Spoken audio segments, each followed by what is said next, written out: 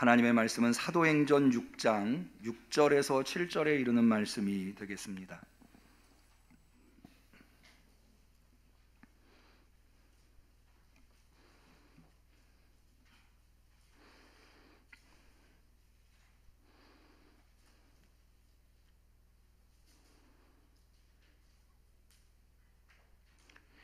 신약성경 196페이지 사도행전 6장 6절에서 8절에 이르는 말씀. 성령 강림절 후 20번째 주일에 10월 셋째 주일에 하나님께서 대면으로 비대면으로 예배드리시는 우리 성도님들에게 주신 소중한 하나님의 말씀입니다. 우리 다 한마음이 되어서 하나님의 말씀을 봉독하도록 하겠습니다. 사도들 앞에 세우니 사도들이 기도하고 그들에게 안수하니라. 하나님의 말씀이 점점 왕성하여 예루살렘에 있는 제자의 수가 더 심히 많아지고 허다한 제사장의 무리도 이 도에 복종하니라. 스데반이 은혜와 권능이 충만하여 큰 기사와 표적을 민간에 행하니. 이는 하나님의 말씀입니다. 아멘. 오늘 설교 제목을 부흥이라고 잡아보았습니다. 왜 부흥이라고 잡았는지는 지난주, 지지난주 설교 들으신 분들은 아마 짐작을 하실 겁니다. 이번 가을 부흥의 주제가 치유, 회복, 그리고 부흥인데, 그래서 이 10월 종교개혁 기념의 달을 맞이해서 가을 부흥회를 하는데, 그 앞서 이런 주제들이 얼마나 우리에게 소중한가, 또 부흥회를 통해서 이런 것들을 이룰 수 있는가에 대해서 지난 첫째 주서부터 살펴보고 있습니다. 그래서 하나님께서는 특별히 하나님의 집회, 역대하 30장에 히스기야가 종교개혁을 하고 성전을 청결케 하고 오랜만에 유월절이라고 하는 하나님의 집회를 열었을 때 남유다뿐만 아니라 북이스라엘 사람들까지도 상한 마음을 가지고 주 앞에 나왔는데, 하나님께서 히스기야의 기도를 들으시고 그 백성들을 고쳐주시되 그 상한 마음까지도 하나님이 고쳐주셨다고 하는 말씀을 통해서 이번 부흥회, 하나님의 집회라고 할 수 있는 이번 부흥회를 통해서 하나님께서 코로나로 인해서 육신이 상하고 또 마음이 상하고 또 오랫동안 우리가 이제까지 해오던 방식으로 신앙생활을 못하지 않았습니까?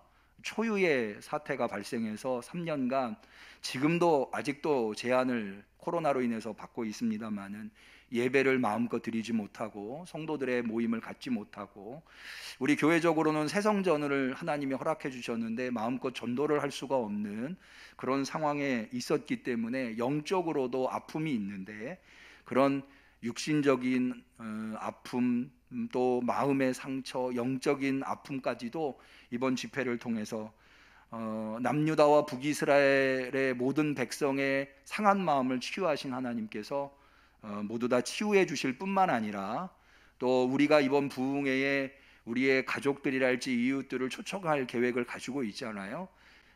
부흥회에 나온 모든 이들이 이번 하나님의 집회를 통해서 다 치유되고 회복되고 또 부흥하는 역사가 나타나기를 축원합니다. 그런 의미에서 우리가 이번 부흥회의 치유라고 하는 주제를 삼아 보았고요. 치유로 끝나는 것이 아니라 이것이 회복으로 이어져야만 하는 이유는, 치유는 개별적이고 개인적이지만 회복은 전체적이고 공동체적이어서 나만 치유된다고 그 치유가 온전한 치유가 되는 게 아니라 내 가족, 내 교회, 이 사회, 이 나라가 같이 치유돼야, 이것은 곧 회복을 의미하는데, 회복이 돼야 내 치유가 비로소 온전할 수 있다고 하는 측면에서 치유로 멈춰서는 안 되고 이것이 더 나아가서 회복으로 이루어져야 되는데, 우리가 지난주에 사도행전 1장 6절, 7절, 8절의 말씀을 통해서 부활하신 예수님께서 40일 동안 제자들과 함께 계시면서 하나님의 나라의 일을 말씀하시자 제자들이 이스라엘 나라가 회복될 때가 이때입니까? 회복을 하시려고 하십니까? 지금 했더니 예수님께서 때와 기한은 너희가 알 바가 아니라 너희가 정말로 하나님께서 반드시 회복하실 것인데 그 회복을 위해서 너희가 해야 할 것은 언제 회복되느냐의 질문이 아니라 내가 그 회복에 어떻게 동참할 것이냐.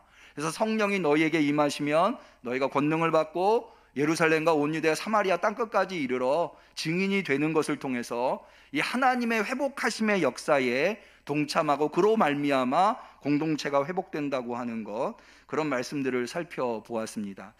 이번 부흥회가 말씀 집회임, 성령 집회, 말씀 집회입니다. 이번 부흥회를 통해서 우리가 성령 받고 말씀이 충만해서 증거하여, 그래서 하나님께서 회복하시는 역사를 경험하는 우리 성도님들이 되시기를 축원합니다. 세 번째 주제가 바로 부흥입니다. 이 치유와 회복만 있으면 됐지 왜 부흥까지 나가야 되는가? 이 부흥이라고 하는 게 쉬운 일이 아니잖아요. 왜 부흥까지 나가야 하는가?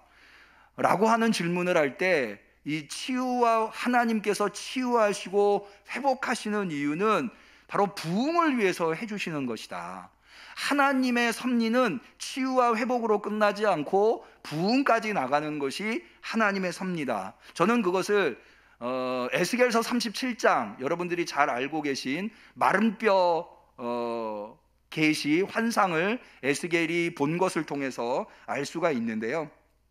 여기서 마른 뼈라고 하는 것은 완전히 희망이 끊어진, 부흥은 고사하고 치유나 회복까지도 불가능한 것처럼 보이는, 여러분 마른 뼈가 살아날 수 있는 가능성이 있습니까?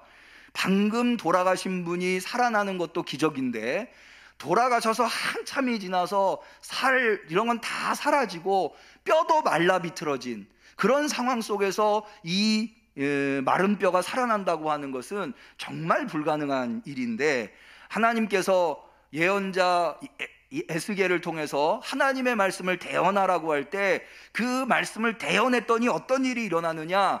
에스겔서 37장 7절 이하에 이렇게 되어 있습니다. 이에 내가 명을 쫓아 대언하니 대언할 때에 소리가 나고 움직이더니 이 뼈 저 뼈가 들어맞아 뼈들이 서로 연락하더라. 내가 또 보니 그 뼈에 힘줄이 생기고 살이 오르며 그 위에 가죽이 덮였다.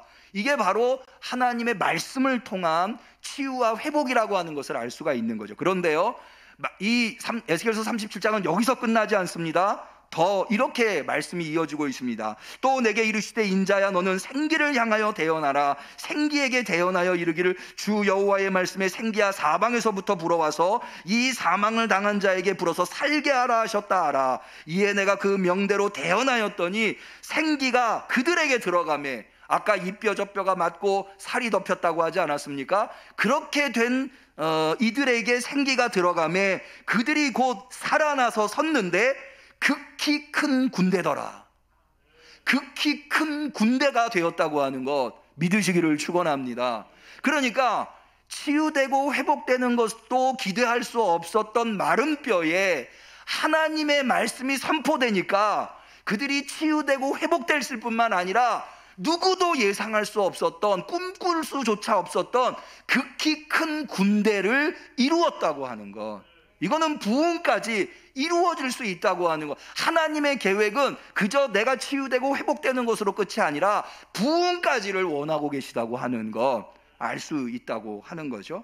뿐만 아니라 하나님의 말씀은 우리를 얼마든지 부흥할 수 있도록 해주신다고 하는 거예요. 그게 바로 오늘 우리가 읽은 사도행전 6장 7절에 나와 있는 말씀, 다시 한번 볼까요? 하나님의 말씀이 점점 왕성하여, 하나님의 말씀이 왕성해진 거예요.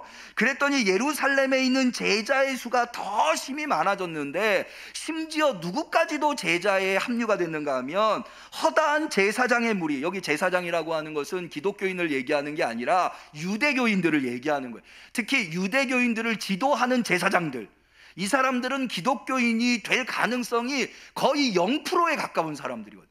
그런데 이런 사람들까지도 복음에 복종했다, 제자 무리에 합류하게 되었다라고 하는 것. 다시 말해서 말씀의 부흥을 통해서 교회의 부흥, 성도의 부흥이 이루어지게 되었다. 이게 얼마든지 가능하다고 하는 것을 오늘 우리 말씀을 통해서 알 수가 있는 거죠. 그러니까 여러분 보세요. 하나님이 부흥을 원하시고, 그래서 우리를 치유하시고 회복하시는 거예요. 하나님이 부흥을 원하시고, 또 하나님이 얼마든지 부흥할 수 있도록 우리에게 능력을 주시는 분이라면, 우리가 그럼에도 불구하고 부흥을 생각하지 아니하고 부흥을 위해서 기대하지 않는다면 얼마나 하나님께 불충한 것입니까?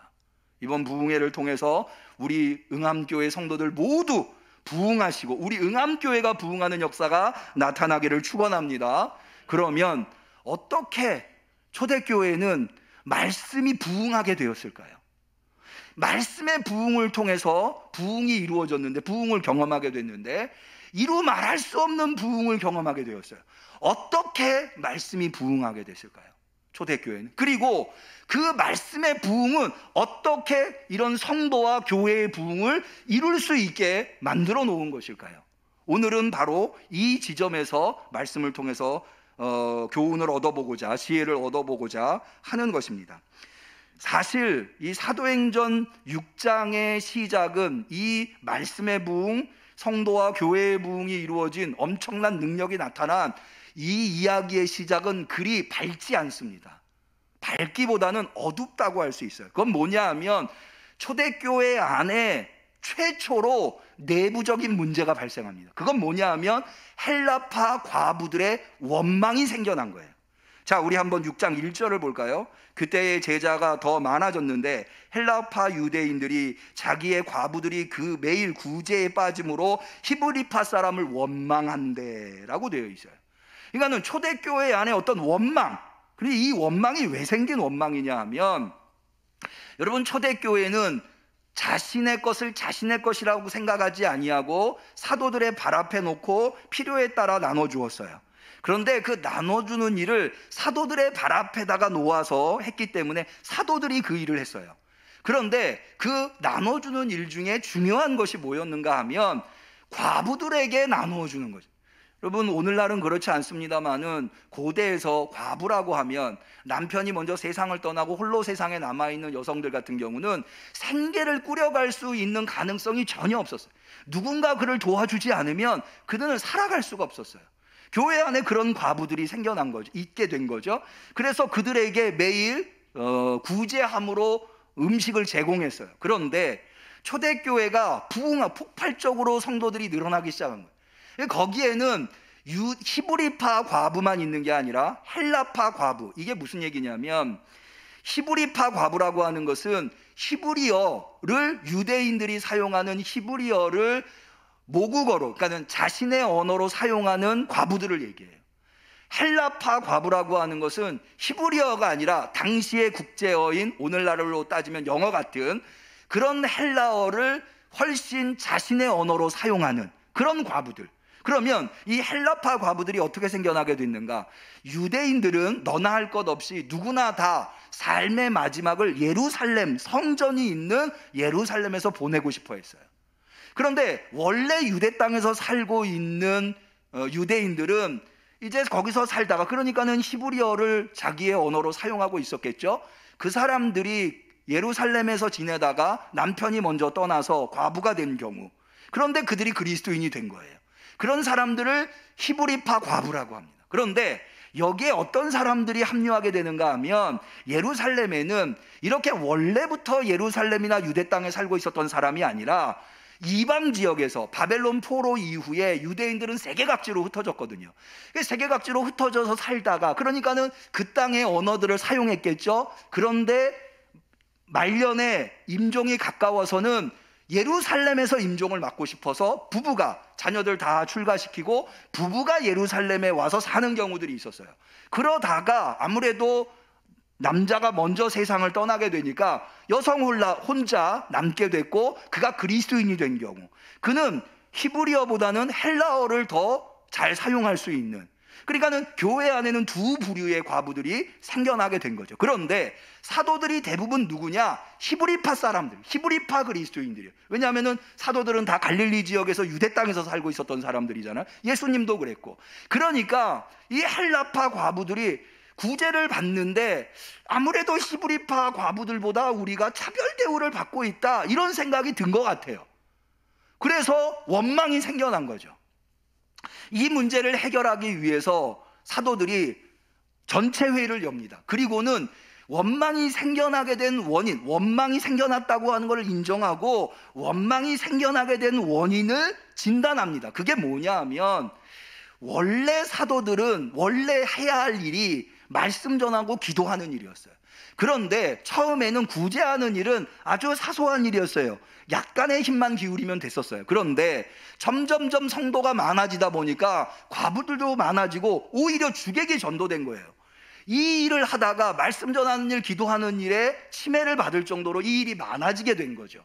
그러다 보니까 말씀 전하는 일, 기도하는 일도 제대로 못하게 되고 구제하는 일도 제대로 못하게 된 거예요. 그래서 사도들이 전체 회의를 모여서 이러지 말고 이제는 구제하는 일을 할 수 있는 사람들을 임명하자. 그렇게 해서 임명된 사람들이 바로 이른바 일곱 집사라고 하는, 스테반과 빌립이 거기 포함되어 있죠. 일곱 집사라고 하는 사람들이 임명이 됩니다. 그런데 그래서 일곱 집사라고 하는, 집사라고 할 때 디아콘이라고 하는 헬라어를 사용하는데, 디아콘은 봉사라고 하는 말이에요. 그러니까 원래 교회에서 집사님들은요, 봉사하는 분들이세요. 구제하는 일, 이런 일들에 심혈을 기울이시는 분들이 바로 그런 분들. 그래서 그렇게 일곱 집사를 선발을 해서 그 일을 그들에게 맡기고, 사도들은 말씀 전하는 일과 기도하는 일에 전무할 수 있도록 이렇게 해서 문제를 해결했더니, 오늘 나와 있는 말씀대로 말씀이 왕성하여서 제자의 수가 많아지고 심지어 제사장들까지도 그 도에 복종하게 되었다라고 하는 내용이에요. 이 내용을 통해서 우리가 두 가지 정도의 교훈을 얻어볼 수가 있습니다. 첫 번째는 뭐냐 하면 원망에 관한 말씀이에요. 원망에 관한 교훈. 여러분, 지금 초대교회의 처음으로 내부적 문제가 뭐냐 하면 원망의 문제였어요. 헬라파 과부들의 원망의 문제. 그런데 사실 우리가 곰곰이 생각을 해보면은요, 초대교회에 처음 제기한 문제가 원망의 문제라고 하는 것이 사실은 우리에게 주는 교훈이 대단히 커요. 뭐냐 하면, 여러분, 초대교회는 어떤 교회예요? 역사 속에 모든 교회가 모범으로 삼을 만한 교회 아니에요. 여러분, 역사 속에서 어떤 공동체가, 교회를 떠나서 어떤 공동체가 자기 것을 자기 것으로 여기지 아니하고 사도들의 발 앞에 내려놓고 필요에 따라 나누어서 쓸 수 있는 공동체가 어디 있었어요? 사실 가정에서도 부모 자식 간에, 형제들끼리도 그게 잘 안 되잖아요. 그런데 초대교회는 그럴 정도로 예수 정신으로 똘똘 뭉쳐있는, 사랑으로 똘똘 뭉쳐있는, 희생정신으로 똘똘 뭉쳐있는 그런 교회였어요. 그런 교회에서 원망의 문제가 생겨났다는 거예요. 뿐만 아니라 여러분, 누구에 대한 원망이겠어요? 여기 히브리파 사람에 대한 원망을 이야기하지만 사실은 그 타겟은 사도들이에요. 왜? 사도들이 나눠줬으니까, 구제해줬으니까. 사도들이 누굽니까? 초대교회의 사도들은 대단한 리더십을 가지고 있었던 사람들이에요. 베드로는요, 그 그림자가 덮이기만 해도 병자가 나을 정도로 하나님께서 사용하고 있었던 그런 리더십을 가지고 있었던 사람이 베드로였어요. 그랬는데 그 사도들한테 원망이 생겼다는 거예요. 그러니까 여기에서 우리는 원망이라고 하는 것이 얼마나 빈번하게, 쉽게, 이것은 옳고 그름과 상관없어요. 그름의 문제가 생겼을 때에 원망이 생겨나는 게 아니에요. 옳고 그름과 상관없이 언제, 어디서나, 누구에게나 생겨날 수 있는 게 원망이라고 하는 거예요. 초대교회의 사도들을 향해서 원망이 생겨났다고 하는 것이 그것을 증명하고 있는 거예요. 그런데요, 이 원망의 문제는 쉽게 볼 일이 아니에요. 여러분, 나한테 원망이 생겨났을 때 그 일을 쉽게 볼 일이 아닌 것이, 여러분, 원망하는 마음이 마음속에 생기잖아요. 그럼 어떻게 되는지 아세요? 성경은 이렇게 이야기해주고 있어요. 고린도전서 10장 10절에 바울은 고린도 교회 성도들한테 이렇게 말합니다. 저희 중에 어떤 이들이 원망하다가 멸망시키는 자에게 멸망하였나니 너희는 저희와 같이 원망하지 말라. 원망하다 멸망한다는 거예요. 여러분 혹시 인터넷에 성경 같은 거 어플리케이션에 성경 같은 거 어플리케이션이 있으시면 거기에다가 원망하다라고 하는 그 단어를 한번 검색해 보세요. 성경에 원망하다는 단어가 어디에 나오나 검색해 보세요. 제일 집중해서 나오는 곳이 광야 시대예요. 하나님을 원망하고 모세를 원망하고 얼마나 원망하는지. 그 원망한 때문에 결국에는 그 사람들이 다 광야에서 가나안 땅에 들어가지 못했던 거예요. 그래서 야고보 사도도 야고보서 5장에도 이렇게 되어 있어요. 야고보서 5장 9절에 형제들아 서로 원망하지 말라. 그리하여야 심판을 면하리라. 원망하다가 심판. 여러분, 이 이야기가 복잡한 얘기 아니에요. 여러분, 우리가 사안이 복잡할수록 간단하게 문제를 바라보는 시각이, 그래야 문제가 투명하게 드러나요. 분명하게 드러나요. 자, 이렇게 한번 얘기해요. 여러분, 내가 원망을 품고 있는 것을 하나님이 원하실까요? 마귀가 원할까요? 너무나 자명해요. 마귀가 원하는 거예요. 여러분, 단 한순간이라도 마귀가 원하는 대로 살아가야 되겠습니까, 우리가? 아니에요. 여러분, 마귀가 왜 그걸 원하느냐? 여기 지금 성경에 고린도전서에도 나오고 야고보서에도 나오지만 원망하면 망하거든요. 하나님은 우리가 망하는 걸 원하시는 분이 아니라 사는 걸 원하시고 구원받는 걸 원하시고 영생을 원하세요. 그러나 마귀는 우리를 어떻게 해서든지 망하게 만들려고요. 그래서 원망하는 걸 원하는 거예요, 마귀는. 어떻게 해서든지. 그러니까 원망은 옳고 틀리고 잘못된 곳에서만 원망이 발생하는 게 아니라 초대교회에서 사도들을 향해서도 원망이 발생하는 거예요. 원망은 언제 어디서 누구에게나 발생할 수 있어요. 그러면 내 안에 원망이 생겨날 때 난 어떻게 해야 할까요? 여러분, 우리는 내가 아까 말씀드린 대로 언제 어디서나 누구에게나 원망이 생길 수 있다고 하는 것을 인식하고, 나도 누군가에게 원망 들을 만한 일이 생길 수 있다고 하는 것을 생각해야 돼요. 여러분, 원망이 생기면은요, 나를 원망하게 한, 내가 원망하도록 만든 그 사람의 잘못을 자꾸 생각해요. 그 사람이 나한테 뭘 잘못했고 그러니까는 그 원망이 나한테서 떠나지 않는 거예요.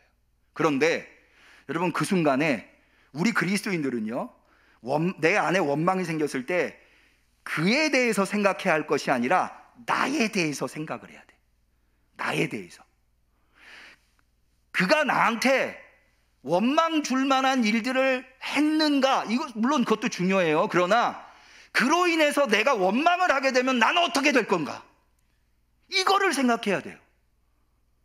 아니, 솔직하게 그보다 더 중요한 게 나잖아요. 내가 어떻게 될 건가? 근데 내가 원망에 사로잡혀 있으면 망하거든요. 그러니까 나를 생각하고, 나도 다른 사람들한테 충분히 내가 잘못 안 했어도 다른 사람들이 이런 원망을 할 수 있겠구나. 그래서 내 스스로를 잘 다잡아야 되는, 특별히 자기 자신을 십자가 앞에 세워서 겸손하게. 그렇게 하면 그 원망을 이겨낼 수가 있는 거예요. 다음으로, 여러분, 내 안에 원망이 드는 것도 문제지만 내가 다른 사람들한테 원망 들을 일이 생기는 것도 문제예요. 이 문제도 해결해야 돼요. 왠지 아세요? 예수님께서 이런 말씀을 하셨어요. 그러므로 예물을 제단에 드리다가 거기서 내 형제에게 원망 들을 만한 일이 있는 줄 생각나거든. 원망 들을 만한 일이, 그 사람이 이 일로 인해서 나를 원망하겠구나, 이런 일이 생각만 나도 예물을 제단 앞에 두고, 이 이야기는 예물을 제단에 드리라는 얘기가 아니라 아직 드리지 말라는 거예요.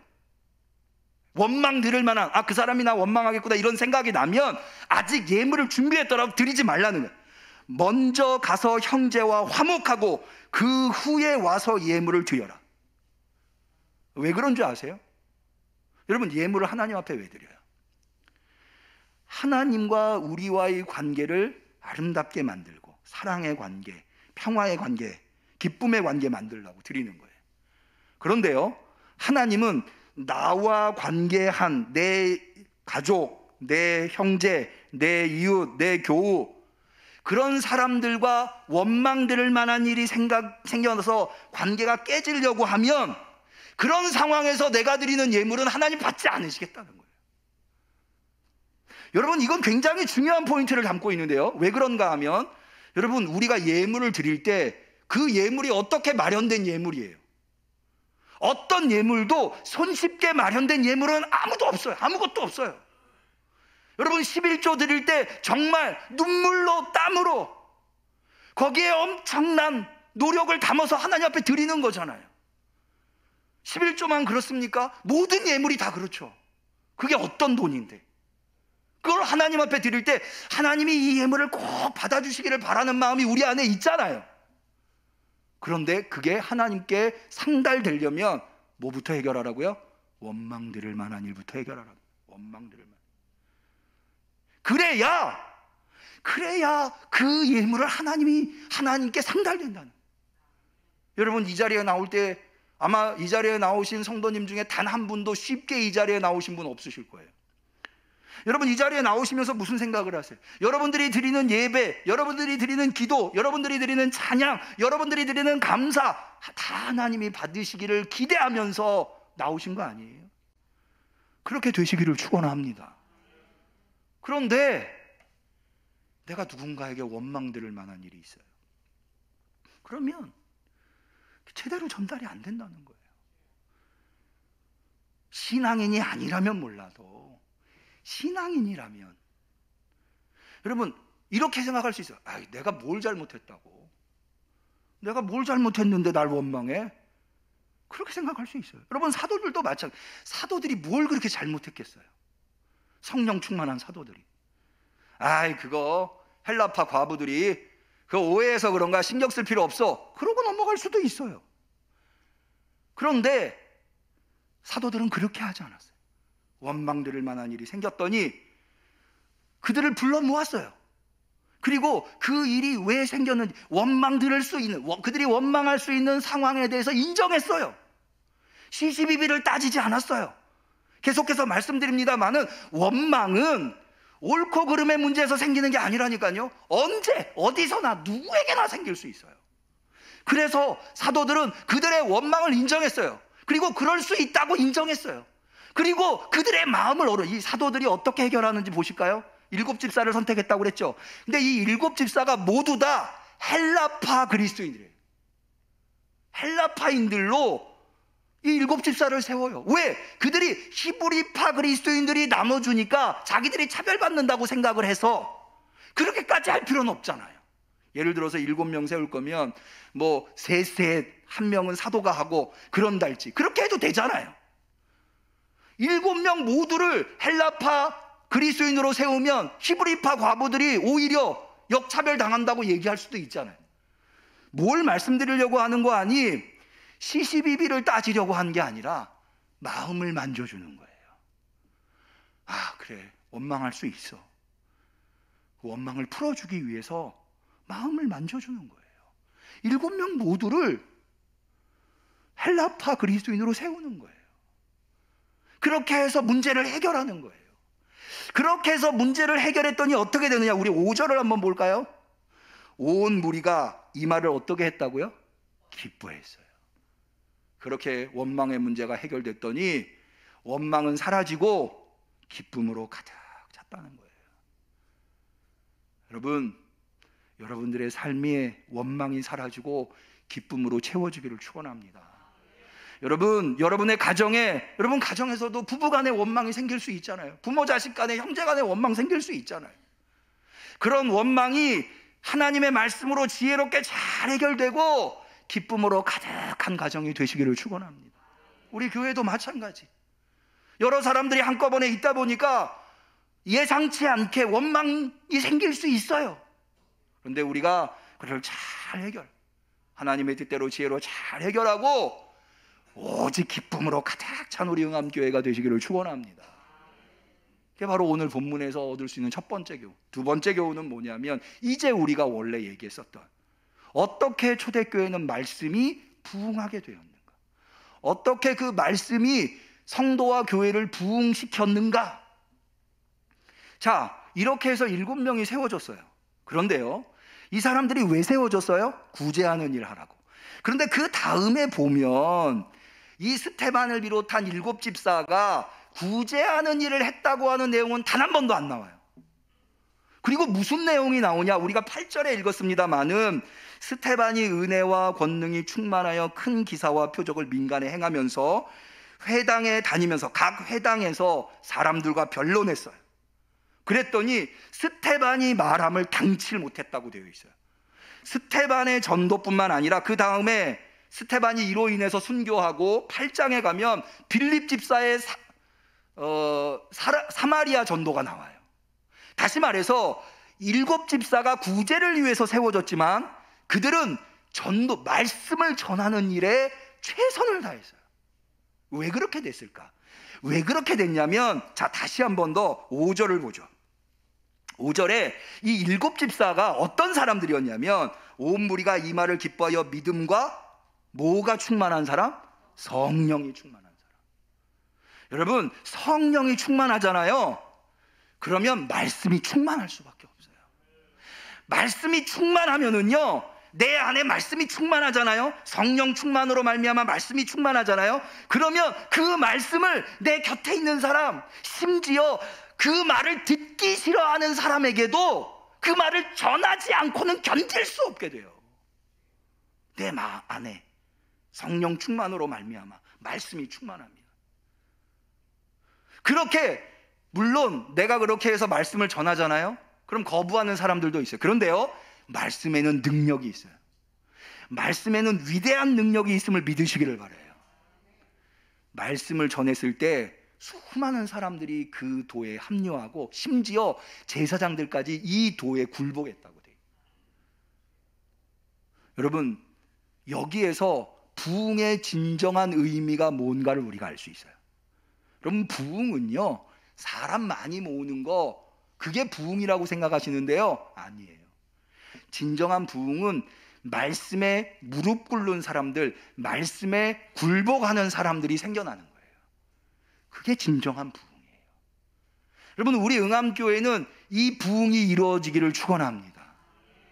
저는 못 가봤습니다마는 어제인가요? 응암 이동 매바위 축제에 사람들이 구름대 같이 몰렸다더라고요. 품바가 와서 공연을 했대요. 품바가 와서.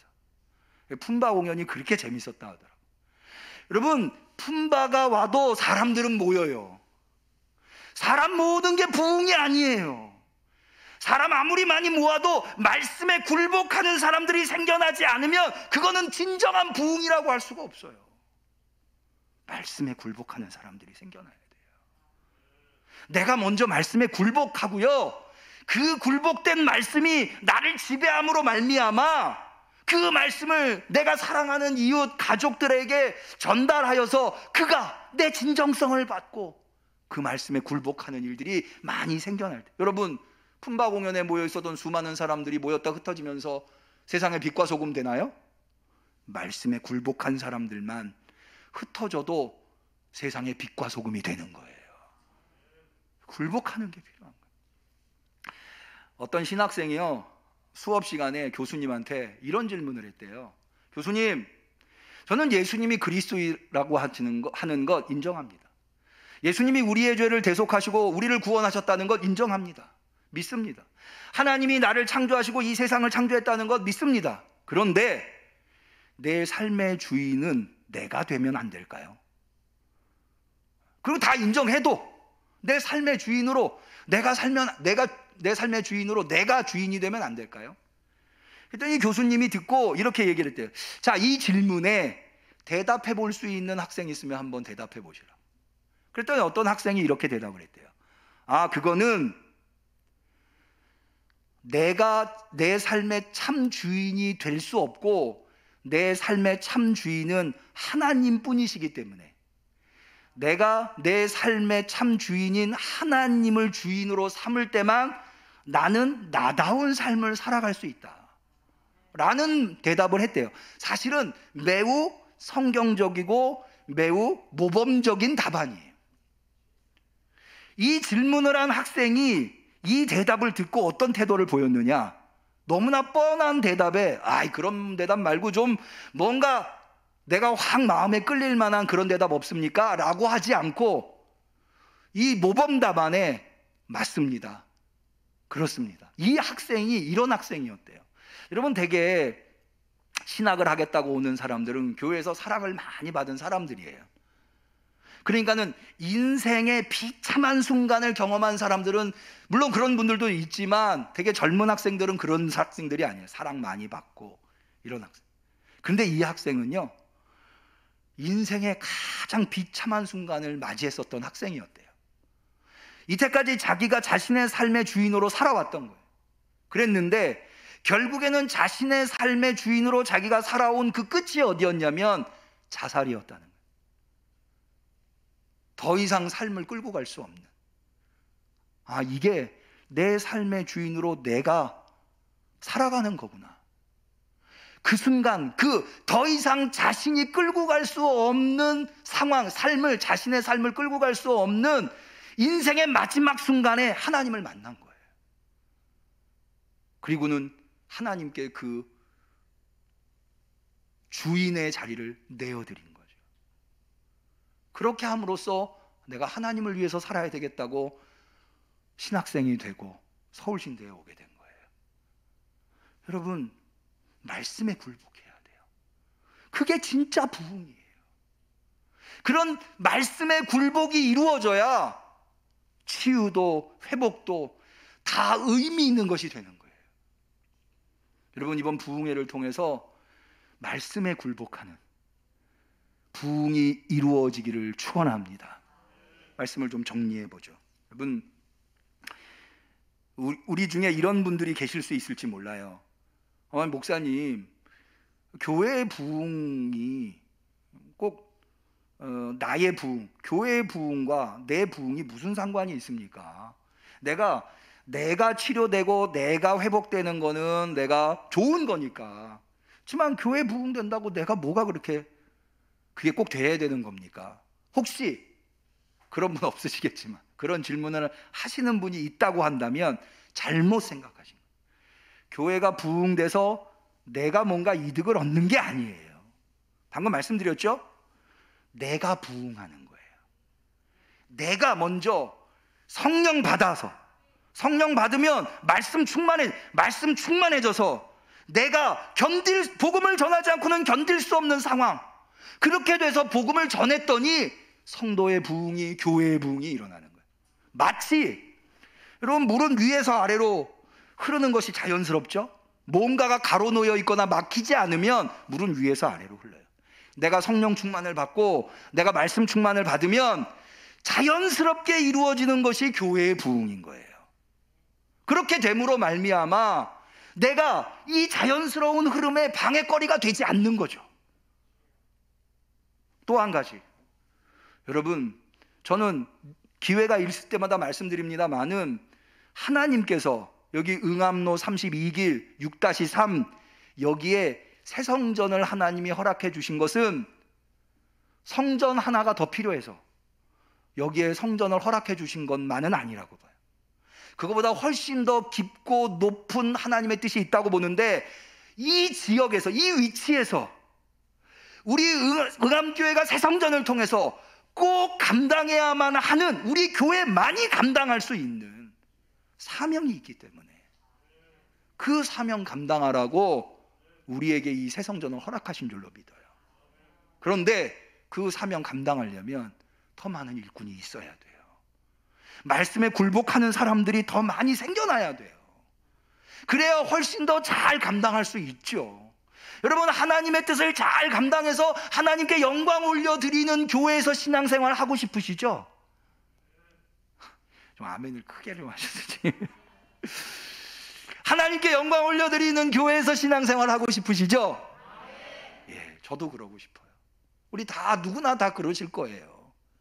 그 일을 위해서 이번 부흥회가 그런 시점이 될 수 있도록 기대를 가지시고 우리 기도로 준비한, 이제 한 보름 남았거든요. 10월 30일까지 2가지 좀 하세요. 기도로 준비. 하나님, 나 치유되기 원합니다. 우리 가정, 우리 교회, 이 나라의 민족 회복되기 원합니다. 하나님, 부흥하기를 원합니다. 말씀에 굴복할 수 있는 부흥이 되게 해주세요. 성령 충만 받게 해주세요. 말씀이 차고 내 안에서 끓어오르게 해주세요. 차고 넘치게 해주세요. 말씀을 전하지 않고는 견딜 수 없게 만들어주세요. 그렇게 해서 부흥이 이루어질 수 있도록 그런 기도를 하시고, 또 한 가지, 여러분, 우리가 이유 초청이잖아요. 나만 치유돼서 아직도 상처받고 고통 속에 있는 이들, 사랑하는 이, 그들을 데리고 오셔요. 하나님이 낫게 해주실 줄로 믿습니다. 하나님의 기적을 경험하십시다. 기도하겠습니다. 하나님 아버지, 오늘 우리에게 귀한 말씀으로 깨달음을 허락하여 주시니 감사합니다. 주님, 이번 부흥회에 우리는 기대를 갖습니다. 하나님이 우리를 치유해 주실 줄로 믿습니다. 하나님이 우리의 가정과 우리의 교회와 이 나라의 민족을 회복하는 역사가 나타나게 하실 줄로 믿습니다. 하나님이 우리 성도들을 부흥하게 할 뿐만 아니라 우리 응암교회의 부흥을 통하여서 우리 응암교회가 하나님께 놀라운 영광을 올려드릴 수 있는, 하나님이 보시기만 해도 기뻐할 수 있는 교회가 되게 하여 주실 줄로 믿습니다. 기도하겠습니다. 준비하겠습니다. 역사하여 주옵소서.